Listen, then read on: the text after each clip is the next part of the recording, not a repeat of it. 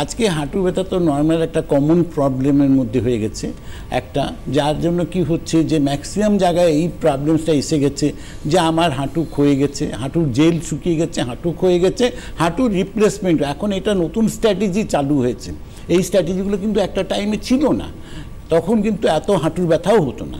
তো আজকে সেই জায়গাগুলো কিন্তু দিনের পর দিন কিন্তু মানুষ আক্রান্ত হচ্ছেন এবং এতটাই কাহিল হয়ে পড়ছেন যে হাঁটা চলা পর্যন্ত করতে পারছে না। কিন্তু রঙ্গোলি আয়ুর্বেদিক আপনাদের কি দেখিয়েছে যে না, without operation, without pain killer, without steroid 100% Ayurvedic প্রসেসের মধ্যে নিজেকে সুস্থ রাখা যায়।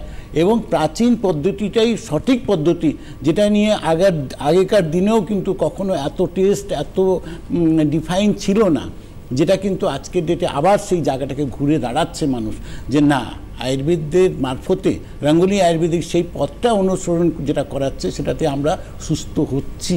এবং নিজের আজকে যে ক্রিটিক্যাল প্রবলেম, আজকে একটা হাঁটু রিপ্লেসমেন্ট করা, কথা বলা, আর একটা 7 থেকে 8 লাখ টাকা খরচা করা, দুটো কিন্তু ইজি ম্যাটার নয়। তারপরেও যে আপনি 100% সুস্থ হতে পারবেন সেই প্রশ্নটা কিন্তু থেকেই থাকছে।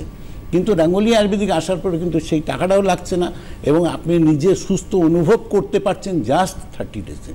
নিজেকে অনুভব করতে পারছেন মানে আপনার যে প্রবলেমস থেকে আপনি বেরোচ্ছেন সেই রাস্তাটা কিন্তু আপনি দেখতে পাচ্ছেন যে না, আমি এখন ভালো হচ্ছি এবং আমার প্রবলেমসটা কমছে এবং আমাকে কোনো রকম স্টেরয়েড বা ইঞ্জেকশন বা আমাকে পেইন কিলার খেতে হচ্ছে।